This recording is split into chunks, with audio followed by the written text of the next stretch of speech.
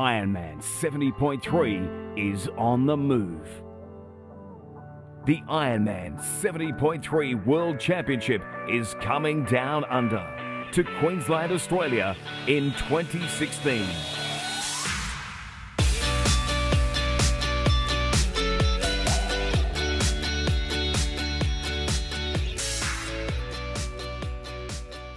You know, the main thing that I wanted to say, John, is, first of all, congratulations on your amazing success. And obviously when I was told that, you placed second in Ironman, I said, man, it's just crazy because not too many weeks ago, this guy was sitting right here and we can tell that you were focused and you were determined, but in the most smoothest way. So I know for sure 100% many people would just love to understand how you tick and how to accomplish such a great feat. So, we're going to be talking about just a few things. Obviously, it's just an open interview, whatever you want to say. And I guess we could start with, what does it really take for a person to really get into themselves on this kind of level to perform? Like you said, you're in the 30 to 35 range? Yeah, 30 to 34. Yeah, 30 to 34, okay, which is, to me, a very competitive range. I would see that maybe most guys are actually in that range themselves. Right. And obviously the race is conducted to where you don't know who's won. It's all based on time. So in that sense, it's like you're in there and you're not really allowing anything going on around you to determine, if you're winning or losing. So Right. What is that mindset from there? Well, first of all, thank you for the opportunity. I really appreciate that. And just to get right into it, it's really a game of the mind, It's such a long race and so many things could come up that you don't expect. And so first thing you got to know is, what do I do if something comes up that I didn't train for or that I'm not expecting? You got to move fast, you got to think fast, and then make a decision. And maybe just that tiny thing that comes up, maybe someone kicked you in the water and you lost your goggles. So right in there, you got to think, what am I going to do? Am I going to try to look for them? Should I continue? If I stop, am I going to lose the first group? Yeah. Stuff like that. Even on the bike, what if you get a flat tire? You're having the best race of your life and then you get a flat. Oh man, what do you do? Stop, cry, run. There's so many things. So it's always a thing of the mind. You got to be really trained here. And of course, the physical part, it's going to be exhausting at one point. And you just got to know, you got to push it. Yeah. You got to continue. And it's part of it, Other than that, it's a lot of training, Your body has to be ready. Yeah. But I'd say a lot of people want to know like how much you train and what percentage is mine and what percentage is the body. Yeah. My personal perspective is, I would say 40 to 45 physical. The rest is the mind, really. If you feel you can do it, you can always push yourself, and that's you'll get a lot of pain, but you can always push through it a little further, a little longer, and then once you cross the finish line, that's it. No more pain, But you gotta hang in there. You gotta know that it's gonna hurt, yeah, but you just gotta keep going. Yeah. And if you keep at it, then maybe great things will happen, I feel a race is like a roller coaster, really. Sometimes you get a high, you feel nothing. You feel like you're flying, but then you feel so down. Maybe you're dehydrated, you can't think, you can't see, and then you eat a little, you get a little hydration in, and then you get right back up. So it's kind of like that all the time. But the thing is, once you're down, you got to think you're going to get up at one point. Just don't let that stage get to you. Yeah. It's like, I know this is part of it. I have to take it in, and then I got to move forward. Now you're a vegetarian, right? Oh yeah. Now I think that out of all this, because we could just sit and have a good conversation with some athletes that have achieved some accolades, but just specifically in the type of people that we deal with, there's a lot of, I would say, support for the vegetarian ideology, state of consciousness, etc., because it allows you to see the benefits in the other areas, like you said, the mental area, and even the spiritual aspects of things, I believe, play very heavy. But I definitely wanted to make that known right away, that you're not just doing this on let's say a standard, because you eat very well. You're not just a vegetarian. You look after what you're taking. You said you're not even really on that many supplements or anything, and so you're an all natural athlete, is what we're saying, and you're placing second. And also you're from Costa Rica, which I really wanted to also make known in the interview, because there's a lot of very powerful people here that I feel like are not getting as much airtime. We hope to increase that. Maybe we can get some of these videos out there. People can start sharing this. Great. So what do you think pound for pound, because obviously you've finished this race second, what do you think pound for pound the benefit of, since you've been doing this pretty much all your life, of a vegetarian diet over a meat eating diet? Now obviously, as not being a primary meat eater for pretty much all your life, it may be difficult to completely weigh in on something like that, but I'm sure that you've tapped into a lot of athletes and people who have certain types of diets. Right. I guess I wouldn't be able to say it from my own experience, because like you said, I've been a vegetarian mostly, 12 years now, most of my life, really. Yeah. So it's kind of hard to say that, but I do notice a little bit of a difference when I compare it to my other teammates, especially in terms of energy and in terms of recovery. Let's say a teammate, we're in the same level, go out and have a really hard workout. Next morning, I usually feel pretty all right. And then some of my teammates maybe they come down with the flu, start to get a little achy. And also, maybe it's a little related. A lot of people say it's not, but I do feel it's related to mental clarity and the way you are able to perceive things and see things. Yeah. I think it's got a lot to do with your diet too. I think those three are the main components, really. Yeah. And the way your body feels, it's a little more, let's say, cleaner, and you're not that heavy. If you take meat, usually takes some 72 hours just to get rid of the whole thing in your body. Right. And to process it, it takes a lot of energy just to be able to process and get the nutrients out of the meat. So if you're not doing that, it's easier to process and get the nutrients out of the, let's say, fruit or vegetables. Right. So it's almost immediately available. Pretty much. And let me ask you this now. How is it, do you feel like, so what exactly goes through your mind when you get into that point? Because, I'm working out, obviously I've been working out since I was 15. Sometimes I just fall completely off. And then, I come back in it, and I still feel like, as I'm getting older, I'm definitely not as strong as I used to be. But maybe that could just be my mind in there. But what is actually going through your mind when your body reaches what you feel like is the exhaustion point? Well, so this race we're talking about, it's 21K in the run. From kilometer 20 to 21, I was passing out almost, really. I was running like that because I couldn't hold my posture right. But that's because my body was really exhausted. And it was the beginning, the foot of the hill. And I'm like, oh man, this hill is going to kill me. But then I knew it was right there. I could hear people cheering all the way till the finish line. Yeah. I'm like, this is it. I got to push it. Yeah. And I'm like, worst case scenario, I'll pass out and I won't finish my race. Right. Which would be pretty bad. But then you got to go for it, man. You never know. Yeah. I feel like there's always something like a reserve in your body.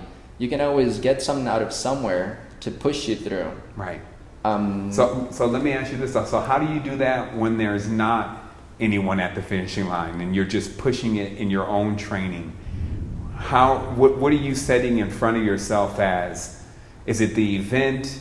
Is it, how do you keep yourself motivated? Because, a lot of times, obviously having a trainer at times is a big benefit, but a lot of people work out without trainers. And the disadvantage of that is, obviously, when it's time to really push, no one's there. So it's like, right. Okay. But when you're training for an event like Ironman, you can't do much of that. And I think you were explaining that you have a trainer.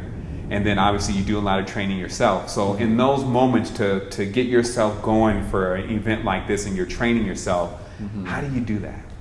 I guess it's really important just to take a step back and say, for each one of the workouts, you have to have an objective.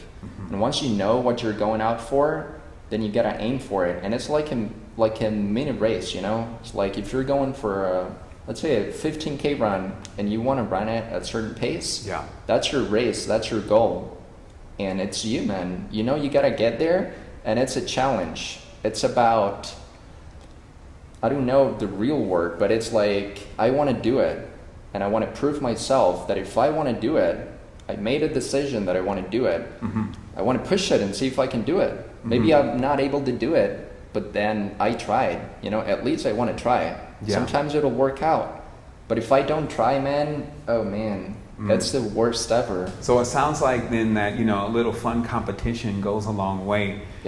Because when I was just saying that the other day and I was working out, I said, you know, if this guy would just split this room up into 3 teams, maybe we wouldn't all be over here like, oh my goodness, when is this over? And we'd be more of just in that friendly competition side of things, because it sounds like, you know, when getting into anything that equals physical fitness, you need to set some kind of goal for yourself, some goal beyond just losing weight or what I call the vanity workout, just looking good in the mirror or whatever. Right. You need to set some kind of situation around that you're going to be benefiting from doing this.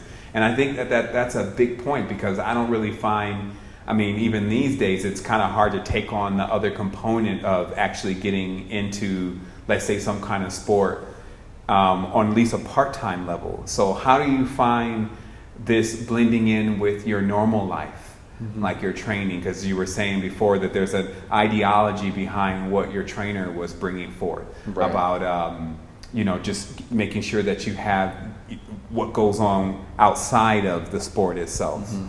Well, the sport, it's, you know, triathlon, it's made up of swimming, biking, and running. It's not like you just want to train for a 5K run, which would only require maybe a couple of hours a day, maybe a couple of days of rest of doing nothing.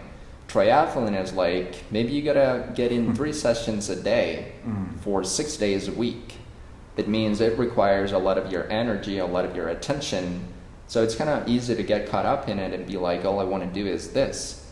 But it's really a lifestyle, you know. It comes a time in your life in which you have to stop and think if this is really what you want, and if it is, then you got to make certain, let's say you got to get away from certain people and get new people in your life, because it's so hard to, let's say if you go out for just to have a couple of drinks or to have dinner, and then you got to wake up in the morning next day, mess up the whole thing. It's like, I mean, you could do it for a couple of days, you know, without a problem, but then your body and your mind they're not going to function well. So you have to stop and say, you know, what level do I want to get to?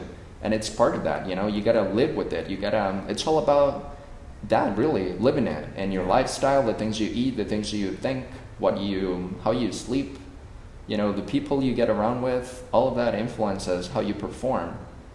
So it's, once you get there, it's really not easy. I mean, it's really not hard, because all around you prompts you to do well. But getting there, I think it's quite hard, you know, saying no to your friends because they all want you to come out. And you're like, oh man, I gotta be up at 5 tomorrow. I can't go.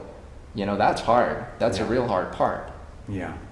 All right, well, we're going to take a brief moment.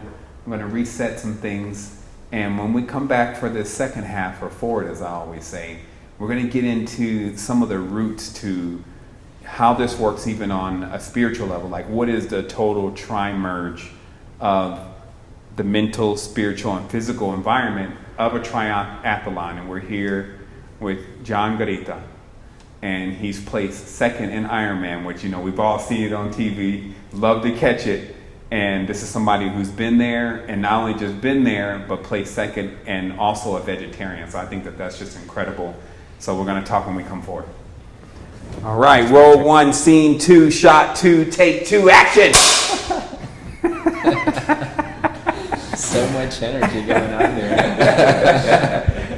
All right, so we're forward again. Yeah, and that's a big thing, you know. That we could, you know, I kind of been in here, it's like a 60 minutes, you know, it's like, you know, you're sitting back there in the chair, you know, so tell me how, you know, but yeah, we got to keep the energy going. And, you know, first of all, just to rewind a bit, it was like, you know, life, you know, I live life in a very surreal way.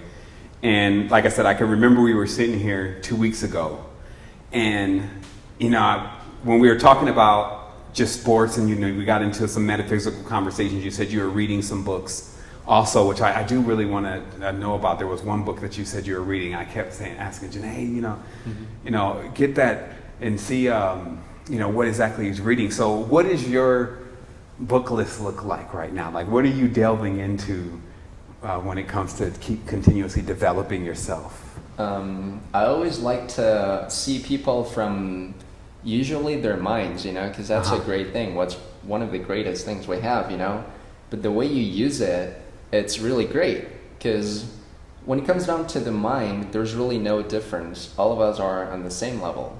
There are people who have a lot of education, but they got nothing else than that. You know, there are people who have no education at all, but they have a lot of inspiration. And when it comes down to comparing both of them, it's like this guy has made a huge impact in the world just because he was inspired. And he had a drive to do something, even though he had no education. And on the other hand, you spend thousands of dollars and you got nothing other than a pretty good paying job. And did nothing for the world, you know? So I usually like to go into that state of people and try to get to know them, how they think. So I usually try to go with books like that just to see how the mind works. I was reading one on how you make decisions, like strange things, you know, like from the perspective of let's say making mistakes. Like, why do people go to the supermarket and try to get a rebate on maybe a couple of dollars?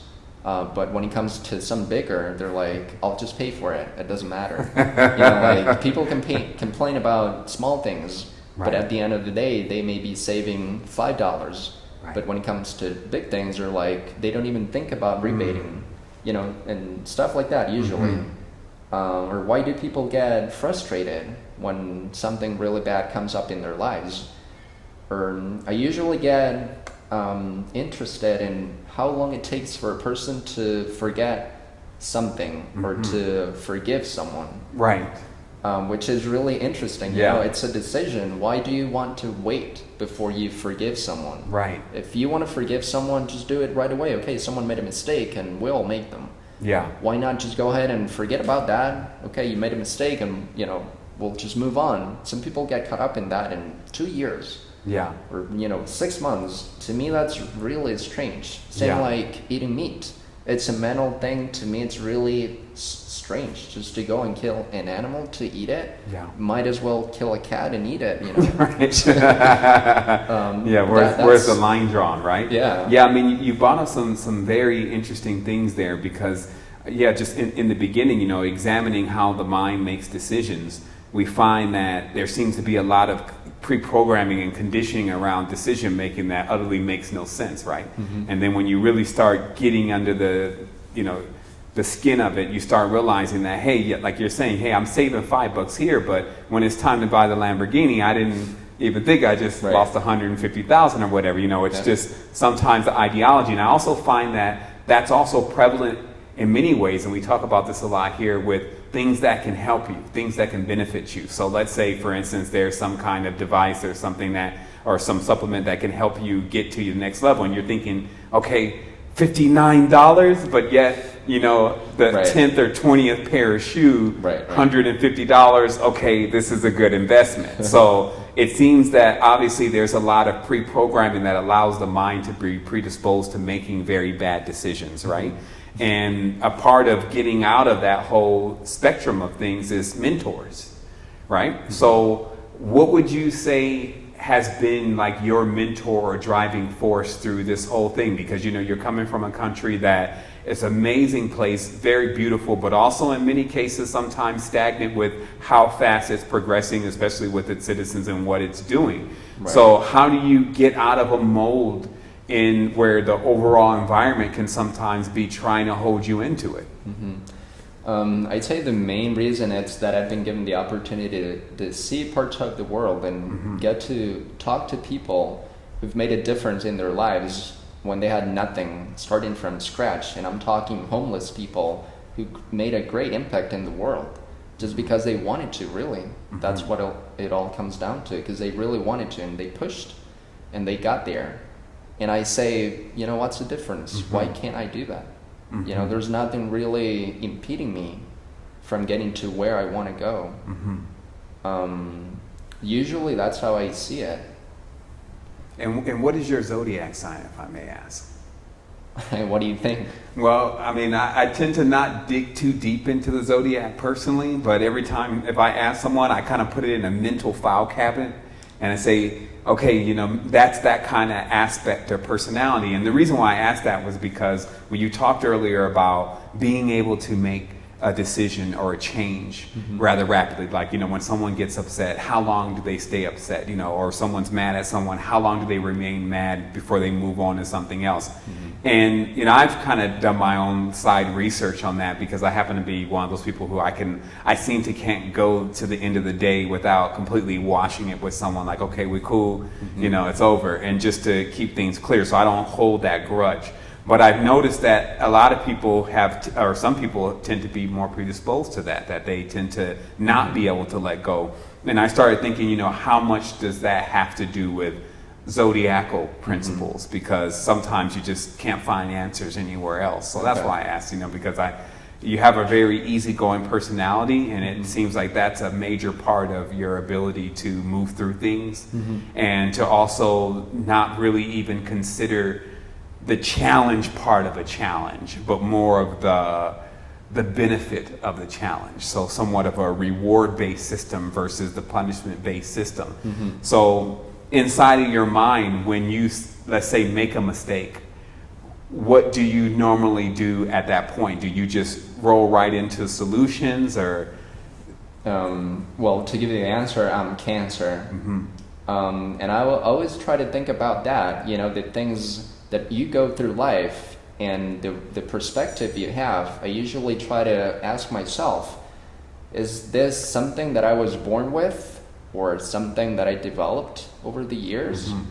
Or, you know, there's got to be something inside of each one of us that makes us different, but I don't know where it comes from, or why is it that we have it. And it, you know, it's very different in each one of the individuals. But so for mistakes, I just take them as part of life, and they're building blocks, they're learning processes, and that's how I see them. If you make a mistake, really, in anything you do, it's part of life. It brings a lot of negativity if you stay there in that stage, in that thinking. Yeah. And negativity is always bad for you and for those around you. And it's really a matter of a second before you let go. Yeah. It's like, how long do I want to hold this? I don't want to keep it for a second for anything, really. I try to just throw it away right away, anything. And I've been working on that, you know. Sometimes it's really not easy. Right. I had a situation the other day with just a pair of headphones, and I was like, you know, this is really petty, but it was like I had gotten these headphones like 3 times and had lost this headphones, and I had them no more than a day. I took a friend to the airport, and that headphones had somehow fallen down there on the ground. I didn't notice it till, you know, I got like halfway to the house, and I said, you know what, you lost the headphones. And I said, you know what, the best thing for me to do right now is to not only move through this, but not tell anyone else that I've lost these headphones, because the moment that, you know, they know, they're going to be like, oh my goodness, not again. I wanted to, you know, before I if there's any questions, there is an audience here somewhat. But before I got to just those final questions, I wanted to ask one more question. They say that, you know, some people discover the Matrix by entirely different means. And what this means is that it's from the movie The Animatrix, which is like the series to the Matrix. And they have this guy, and he's like a professional athlete. And he starts getting into this zone. And it's kind of like watching Bolt at a certain point. It's just kicks in, and then he finds himself just at the finish line. and he starts to realize that this is some kind of power, unique ability. And obviously, when you're getting to this kind of level with things like Ironman, and you have hundreds of people that you're competing against, when you place anywhere in the top, I guess, 50, 25, let alone 5, 2, 1, any of those areas, it would seem that you would also be somehow getting the body to the level, obviously, of peak performance, right? And we have this theory that peak performance either kicks off or complements the spiritual aspect of the being, which we obviously cannot ignore. How would you say, from a spiritual level, this has really impacted your life? Like, what kind of experiences are you having with your body and your dreams now when getting to this level of potential in your being? Well, it gives me tranquility, really. By the end of the day, if I know I pushed hard and got my body to physical challenge, it gives me the ability to go to sleep in a certain way, happy, content with the effort I put out. And simply doing that, it makes me feel well. Physically, mentally, and spiritually, it liberates me. I don't feel... I usually try to... I guess it's some sort of a way of life. Just whatever you do, whatever you set out to do, just push it and try to do your best. And that's really what counts. If you didn't accomplish what you set out to do at the beginning, there are a lot of things you can't control. But if you did your best, it's a good reward. And that's pretty much it. In my life, it's been a compliment, really. But I feel sports is like the outlet I have, and maybe that's why I'm so tranquil in my daily life. I don't like to get mad or get in discussions or arguing and stuff like that, because to me it's worthless. If I keep energy inside, then I got sports to let that go. I can jump right in the swim or in the bike and just beat it like real hard, and then just goes off, goes away. And then you're going to get paid back for that, right? Because obviously the body's going to get stronger. And that's a big thing, everyone. It's just to understand, what you do with your energy, it really determines whether you're going to be getting that energy back in a beneficial way, or are you going to be using your own energy to tear yourself down. So I'm just going to take a moment to ask, since this is still in the same segment, and is there anything that you wanted to ask Jeanette, or anything that you wanted to ask Sol? In relation to Costa Rica. Costa Rica's gonna be doing the Ironman next year. Obviously, we'll see you there. And we hope to definitely follow along with your progress. And see what's going on with you, and have you here again in the studio, and so we can talk about just the experience and how that's affecting things here. And so, no questions? A little bit. Well, maybe what he would like to express to the youth. Yeah, that's a good question, or a proposition that, if any, is there anything that you wanted to say or to express about that you wanted to get across? Because obviously this will be going to at least thousands of people. Well, if I were to give a message to someone in the sport who wants to get in there, it's like, you can do it, really. I feel that I don't have any gift as far as physical capabilities go, but if you train, you recover, you train, it's that process, and it's not difficult in terms of saying it. If you want to do it, and if you have the drive, maybe you don't have the resources right now, you can't see the way very clear, but it'll come. You gotta get to a certain level. Once you get there, things open up, certain doors open, and before you know it, you're in a roll, and you keep going. That's the way I did it. Really, when I first started out, I had no idea I was going to run an Ironman ever. But little things start to move in the universe. Certain people start to show up in your life at the right time, the right people. And like I said, it's like you have the energy inside, you want to do something, and that energy, I feel like it moves around and attracts certain people, and that's how it works. Not it works like in that level first, and then it manifests in life, and then you can see it, and then that'll give you more energy to push yourself forward. Like it's like, oh, I can do this. Now you gotta keep pushing a little forward and a little harder, and then really things show up before you know, and it's a surprise. You never know, but good things will happen. That's what I can say. That's been my journey, my experience. Yeah. As long as you really go to bed at night and feel content, satisfied, I think it's the right path. Yeah. I believe 100% that this is very, this is a good model in itself for, what we plan to do with the Keymakers series, because I feel like there's so many people that do amazing things that don't have any kind of recognition for what they're doing. And what that's left society with is a lack of mentors. And as you said earlier, that, we can, even a country could be so focused on one thing or just have tunnel vision, even with sports and those kind of things. But to open up that spectrum, it gives more possibilities and increases probabilities for someone to come from nothing and make it to something. I think I always say that there's no person that is great that hasn't been through something. And we find a lot of the challenges in the reality and in challenges within, financial structures and cultures and all these different challenges. But obviously from what you're saying today is to put your best forth. Know when you're doing your best, which are principles that I live by. And as long as you're doing your best, then you reach happiness within, which doesn't matter what dogma, what tradition, what structure you're from, that's what you're looking for. Right. All right. Well, John Garita, everyone, if you want to check him out, we're going to have some links in the description. You can go ahead and get some information about what he did. Maybe we can even get some footage of that and see what happened. And what an amazing person, another amazing being doing amazing things. Wholeness.